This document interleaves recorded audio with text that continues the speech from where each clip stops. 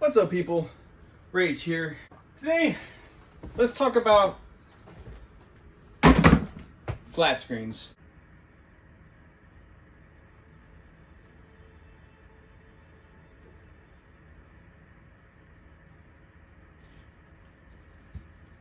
Alright, flat screens have been really a thing for quite a while already. It started off with plasmas, then finally transitioned into LCD. Well, of course, CRTs are actually flat screens as well at a certain point, but all it was is a flat panel with a fat back. Flat screens, they only come all shapes and sizes now. You get like ultra wide monitors, you even get curved ones, even the frame from Samsung. Even Samsung had 3D TVs at the time, which obviously flopped, such as 3D TVs. This is a Sony PlayStation 3D TV. Wait, this actually isn't a TV. This is actually a PlayStation display. This is not a TV. This is literally a 3D monitor. 1080p, 120 hertz, and it's... This was one of Sony's biggest failures, and these things are quite rare to come across, especially the 27-inch models, which... Do they exist? This is a 24-inch, and I thought this was a 27-inch at first. Picked this off of Marketplace for 50 bucks, and I gotta say, one hell of a good deal. Haven't really used it much, as it's just been sitting underneath my desk for a while. Really haven't been able to do anything with it. Not really sure what to do with it. I might end up just reselling it, maybe refurbishing it, just making its own video at some point. Who knows? So, anyway, today's videos we're going to be talking about some of Sony's old TVs, and one of Sony's most strangest TVs and around strangest eras of 2006. So anyway, let's go back in time a little bit. Please excuse the mess of my desk, but it's kind of embarrassing to see that now a 32-inch curved monitor is actually a little bit heavier than a giant 55-inch curved Samsung, which shows, TVs nowadays have gotten cheaper, more efficient, more affordable, and a lot more high res than back then. This TV right here, this is a 55-inch curved 4K display. This only cost me $500. Back then, for around maybe $1,000, $2,000, maybe even $5,000, this is what you can get. I'm telling you, man, you kids are so spoiled on how light flat screens are nowadays. Damn.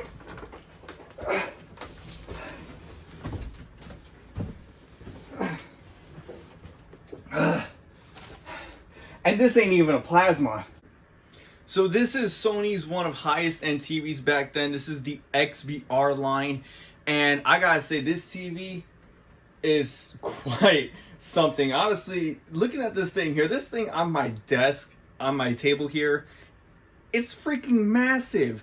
And this is only a 40-inch panel. There's a 55-inch Samsung literally right next to this thing, and this thing looks almost the size of it. So this is a 1080p Sony TV right here, and this thing has 8 inputs. This thing has 3 composite, 1 as video, 2 components, 3 HDMI, and 1 VGA connector with a standard antenna tuner inside, which I think this also has digital on here. I think this thing has 2 inputs, little 2 coaxial inputs, which you don't even get component inputs on TVs anymore. You're lucky enough to get 3 HDMI ports, which is quite insane. And at the time when this TV was released, this thing cost a fat $4,000. I picked this up off Marketplace for 40 bucks, and I gotta say, this TV actually is not that bad. This thing is pretty impressive for what it is. And anyways, let's get it turned on and let's take a look at it.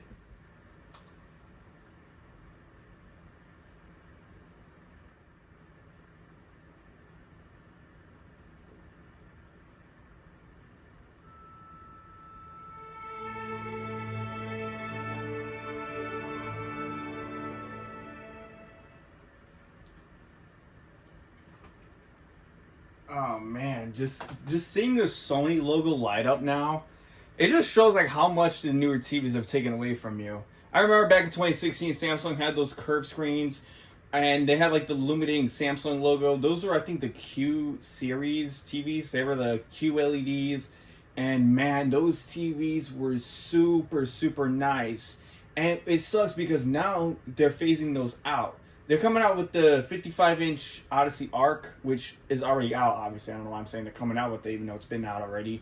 And it's just like, it's really amazing how big, you can make these monitors and TVs nowadays. But It's just the thing here is, when it comes to like actual old console gaming perspectives, pairing a curved Samsung with a PlayStation 3 seems like a dream, but it just kind of feels a little too modern. You know what I mean? So this here is, again, Sony's near highest end TV of 2006. This model actually in particular came in on 2005. However, the manufacturing date is on November 2006. Take a look at here, pairing this with a PS3, perfectly fine. There's even a forum on someone on Reddit that bought one of these specifically for their PlayStation 2. And let's take a walk around this TV and let's take a look at all the little features it has that you guys kind of wish you had on your newer one. So obviously the first thing you'll notice down here is the little illuminating Sony logo, which you can go into settings and turn off. Some of the older Vizio TVs even had this as well. You even got the little LEDs in here as well, which actually shines down right into this little thing. If you look at it at an angle here, you can kind of see that it's at a very slight angle along with the little infrared right there. It even has the HDMI port on the side. How many times were you guys struggling to plug an HDMI port to the back of the TV when you literally could just plug it on the side of this one? It even has a headphone jack.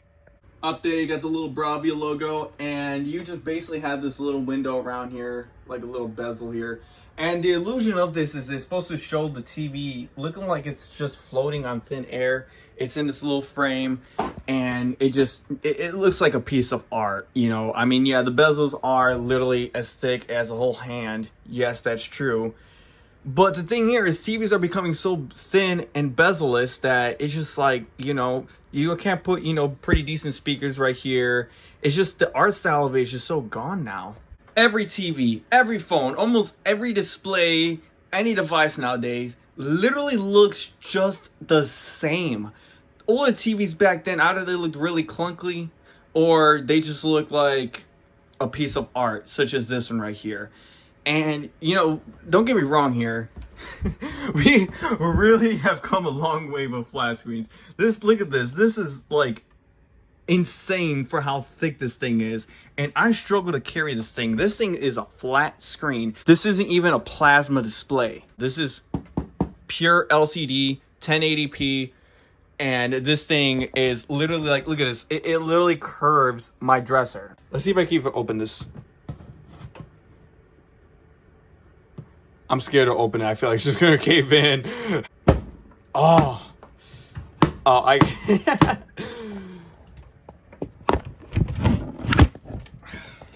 Damn. So yeah, definitely for sure, this is one hell of a TV. You know, you could, you know, go on Sonic Adventure 2. This thing has surround sound built in. I don't think it has a subwoofer. I know there's like very rare flat screens that have woofers built in. I know some of the older Sony Vegas from back then, such as, for example, the KDF-40XBR2 which personally I had a built-in subwoofer, and oh my god, did that thing sound beautiful.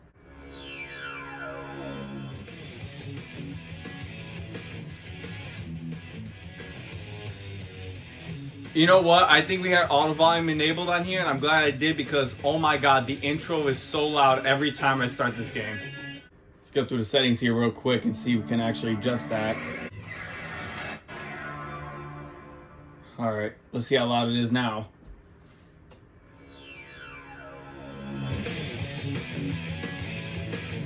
Alright, it's not super loud, but it is pretty louder. Doesn't sound as compressed anymore. Show you guys a little bit of a gameplay here. And I gotta say, man, you know, for the time, like, this TV does not look bad. Like, when you're playing an old game like this, like, it really, really shows, like the era of when this game came out, of course. It just shows, like, how little we had back then, but how well it was designed. Because nowadays, everything is just AI generated, AI upscaled, and it's just like, where is that, like, vanilla, raw connection to the TV itself? No upscaling, no like fake 120 hertz true motion, whatever. Just plug and play and give what was supposed to be made and what the creator wanted you to see, and how they wanted you to feel playing the game. you just don't get that with flat screens no more, because most of them nowadays, they just try to upscale content to 4K, or they just try to upscale to 120 hertz, and it's just like, I mean, yeah, it's cool that games nowadays are just like getting that higher refresh rate, but it's just sad that, you know, like some of this is all just fake now because it's all AI generated. And don't get me wrong, I'm not saying AI is like really, really bad, but like the way it's basically became a lazy turn of modern technology, and it's just sad, you know, because it just seems like it just lost its magic over a little chip. This TV weighs, I'm not even entirely sure. This TV, without the stand, not with stand, without it, weighs a fucking 66 pounds. 66 pounds. That, like, coming in with the 55-inch 4K Samsung here, it only weighs 30 pounds. It weighs literally 30 pounds. A way bigger TV than this thing weighs 30 pounds. Okay, I'll tell you what. Let's take a look at Sony's lower end TV from the same era as this one. Coming in at 42 inches with only just 55 pounds.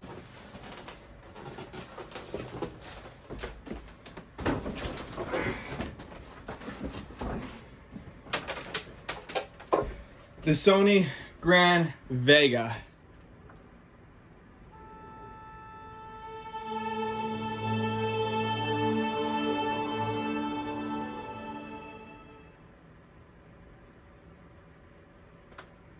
This is the Sony KDF-42E2000, one of Sony's rear projection TVs from 2006.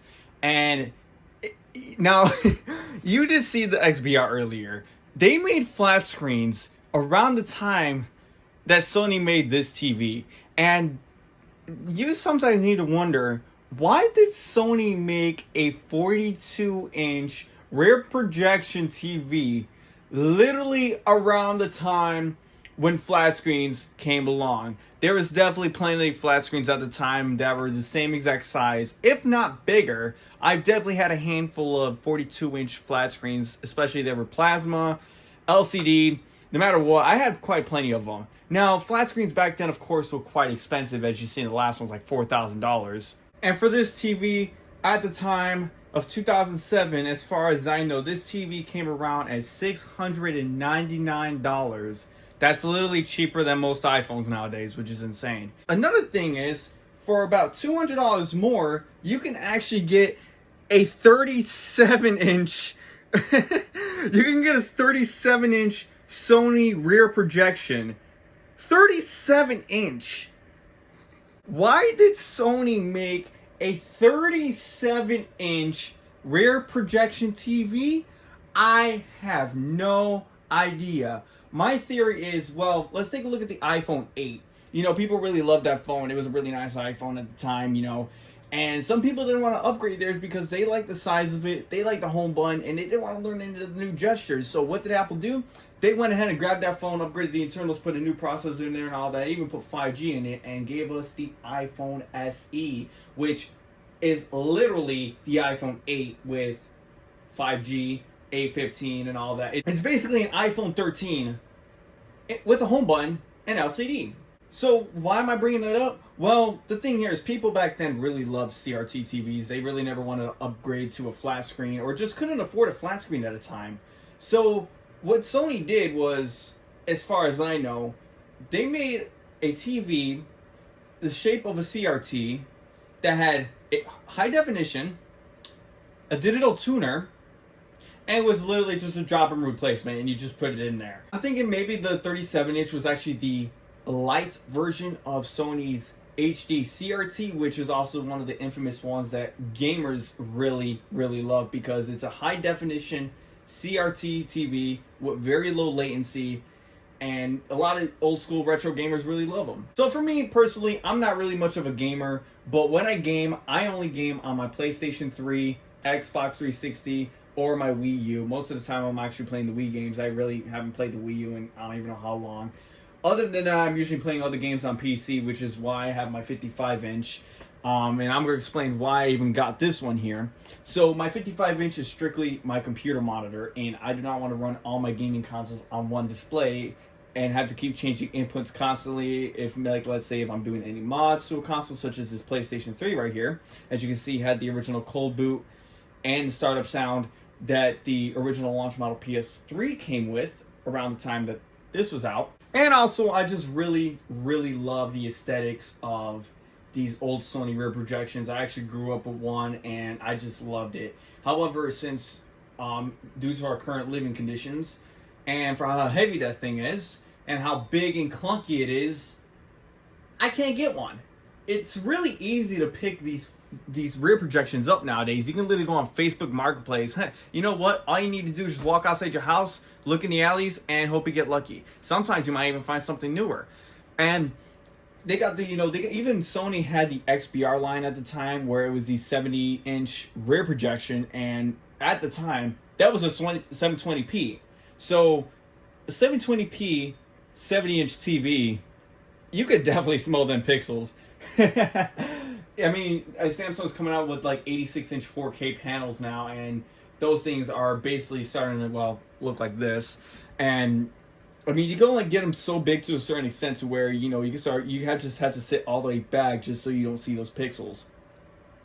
One thing that you just do not get with rear projection TVs is, well, for one, let's say you got a Wii remote and I go. Now, if you did that to a modern TV, everything dies. Not only the screen cracks, but you'll blow the backlight, you'll blow the board out. You basically just lost $500 like that. And if somehow you crack one of these, you can literally go find another one.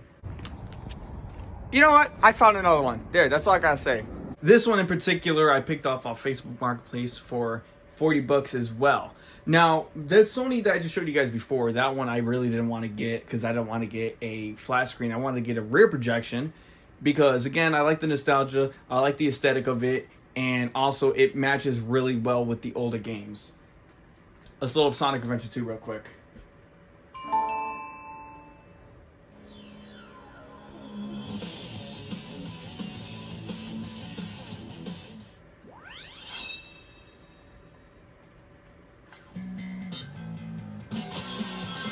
Attention all units. Suspect seen heading south. Block all major roads and capture the suspect. Now I hear this is quite pure nostalgia right here. These old rear projection TVs, especially if you're getting them in the miniature size, they're just like really, really fun.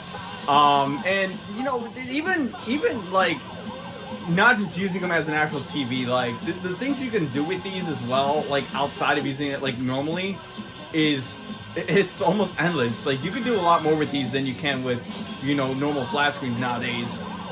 So like let's say for example the lamp dies, you can put an LED in there.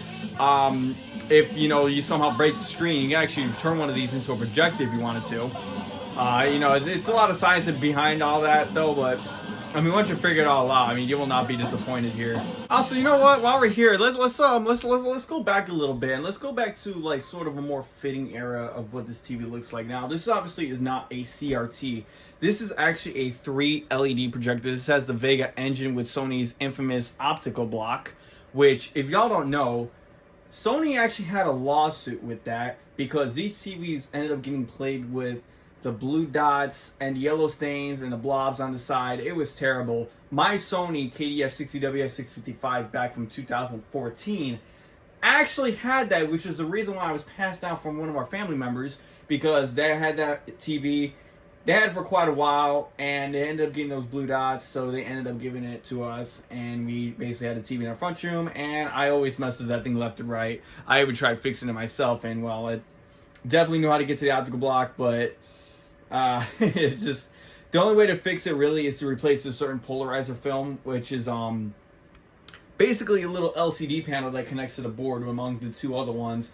But literally all you gotta do is just go get one of those new panels and just screw it on and realign it, and once you do that, you're all set. Or you can grab a piece of like metal, like tape or whatever, and just put it on there and just run the TV without any blue color. But unfortunately, you'll have a yellow tint, and Sonic will not look blue. I'm not sure exactly which models were plagued with it. I know my Sony was, the E60A20 was, basically all of those early Sony TVs that had that Vega engine with the Sony's infamous optical block and 3 LCD engine. It was a mess. This TV also does have it, however, I think if Sony fixed it, I'm not sure how they fixed it really. I think the main cause of it was that the lamp was literally right next to that polarizer film, so most of the light shined through it. And I guess because of the color of it, it eventually burned out after a while. The protection film or whatever just burnt out, and because of that, the pixels on there just started dying out, and it was terrible. It started dying out, and I honestly don't know how to play this here. And I died. Okay, so now let's answer the question here. Is getting a rear projection in 2024 even worth it? Well, it depends. Now, yes, you can go pick up a rear projection literally anywhere nowadays. You can pick one off Facebook Marketplace, most of the time for free, especially the massive 86-inch ones, but you would need a very big vehicle for that. Or you can go pick up a 42-inch flat screen about like around the same era as this one here.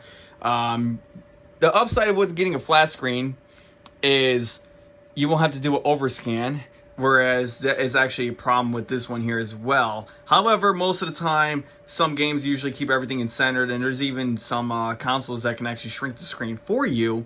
However, when it comes to the rear projections, the only way to really get around that natively is to either move the mirror more forward inside, keep it aligned properly, or figure out a way to push the screen in slightly more. So it's really hard to figure that out, and I don't know what just happened right now. The whole thing just went, oh, okay, here we go. So depending on what size you get and how much room you have, I would say, as a retro game perspective, I would say, yeah, it would definitely be worth getting a rear projection nowadays, because that way, again, you don't have to worry about durability. You don't have to worry about repairability, because all that really is just, most of the time these things really don't break down as much, and when these do die out, it's literally just as easy as taking a bulb out and putting a new one in, whereas if you actually blow the backlight out on a modern TV, such as one you got from Walmart, it is a complete nightmare. It literally requires soldering to fix that. Most of the time you can get away by replacing the strips, but the strips, good luck trying to find that, and good luck trying to put them in without cracking it, whereas this one, there's literally a door you go into. You just take this little panel off here, you twist that little thing on the inside, and there's a little lever on the lamp. You just pull down, pull it out, put a new bulb in, close it all up, put this on here, and go on about your day. Now that's gonna bring us to the next part. You can literally modify these things however you want. I actually do have a video that may or may not be coming up soon for this thing, and that is the LED mod for this TV. We're gonna be trying to put an LED bulb inside of this here, and we're gonna see if we'll be able to do it. However, to do that, you would actually have to get a down converter, see if you can convert the LED to the proper voltage. There's a lot of science behind it. Another one you also have to do is you have to bypass the ballast or the inverter for the lamp, the little power supply board for that lamp, and you have to pretty much configure one of the pins or add a resistor to it to basically say that, to tell the TV, I'm like, hey, the lamp's turned on, I'm ready to show an image. So it's going to show an image even though there's literally no light going through it at all. However, if it fails to turn the lamp on or detects that the lamp cannot be turned on, the TV's not even going to be turned on at all. So this was actually my second take of this video. My first one really flopped. I literally cut out so much, and the video was just still somehow an hour long.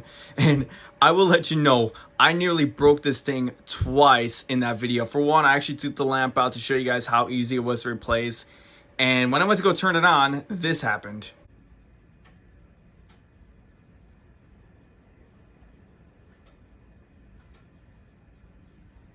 Alright, so now that the lamp is installed, got that shorted out temporarily with a pair of tweezers here. We can go ahead and plug the TV in and see what it does.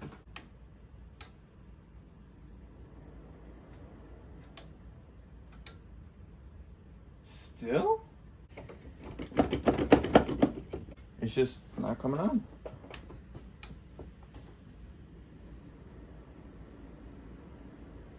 Oh, wait, oh yeah, there we go. There we go. And another thing too is I also went into the service menu to show you guys how many hours you can see how long the lamp has been living for. On this one in particular, I thought it was only 80 hours, but it turns out it's actually 8,000 hours. But after going in the service menu, which I'm probably not going to show you guys in this video because all I can say is if you turn the TV off and back on, you are literally greeted with this. Are you serious?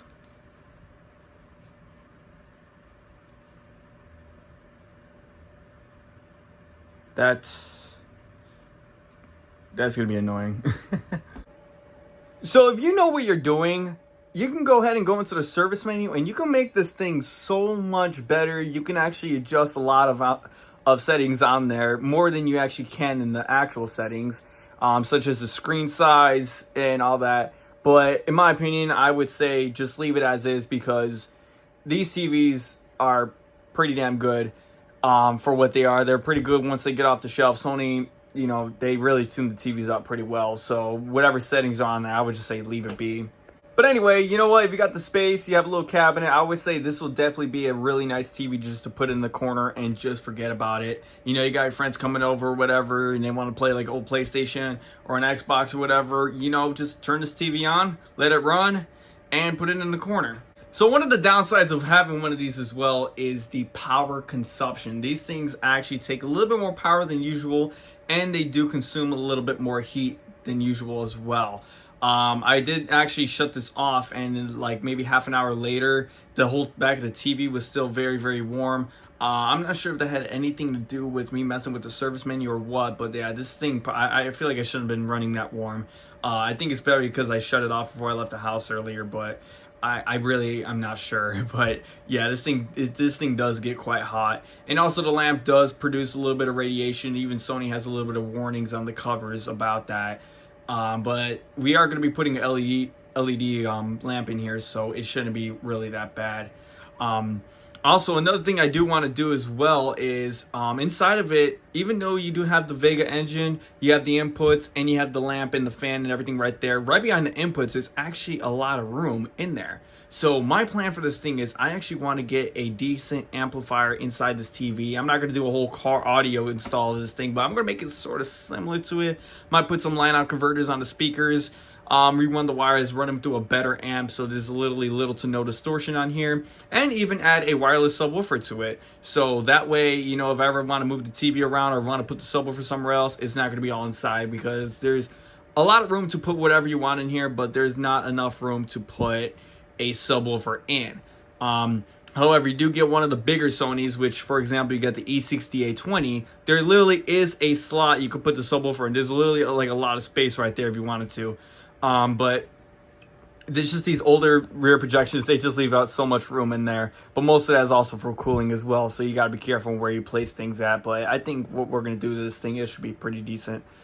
So yeah, but anyway, hope you guys enjoyed this little video about Sony's smallest rear projection. If I can get my hands on a 37-inch Sony rear projection, I will definitely do a video on that. But so far, this seems like this is the second to smallest, if not third to smallest, that they've made. I don't know if they made a 40-inch one. I think they did. I'm not sure, but for the size and, you know, for the aesthetic, you know, this is not bad. It fits perfectly on the dresser, and you can see it doesn't even bow it down. I can still open the drawer here pretty easily. So yeah, and I'll show you guys the thickness here real quick. This thing is mighty thick, but you can literally get like a little stand right here. You can get a piece of board, little stands on the back right there, and put them right there. Put a little lip right here so it stands right there, and you can put gaming consoles, whatever you want up here, and that way you don't have all this wasted space up here. If not, you can also even put a shelf here as well. And if you're lucky enough to find one of these with the original stand, then that is definitely truly a bonus, because these things actually did come with a stand, and they have, I think, like 2, maybe even 3 shelves sometimes, but it will definitely complete the Sony aesthetic of 2006 right there. So anyway, also Samsung also has some rear projections, Mitsubishi as well. However, the reason why I prefer to get a Sony is because this is actually a 3 LCD panel, whereas the other ones actually have color wheels and are DLPs, and the colors on there are just a lot more garbage. But on the other hand, though, they are pretty decent. But I would say just get a Sony Wega if you are looking to get a TV for nostalgic purposes. But you also want to get something that's pretty modern, but also looks pretty old too. This is definitely the TV for you. Unless you want to, you know, get a little Bravia XBR and, you know, feel like the rich person of 2006 right there, then go right ahead. But I think I'm going to keep this one here. Not sure what I want to do with that quite yet, but I think I might do something with this pretty soon. Not sure yet, of course. So anyway, hope you guys enjoyed this video. I'll see y'all later. I'm out.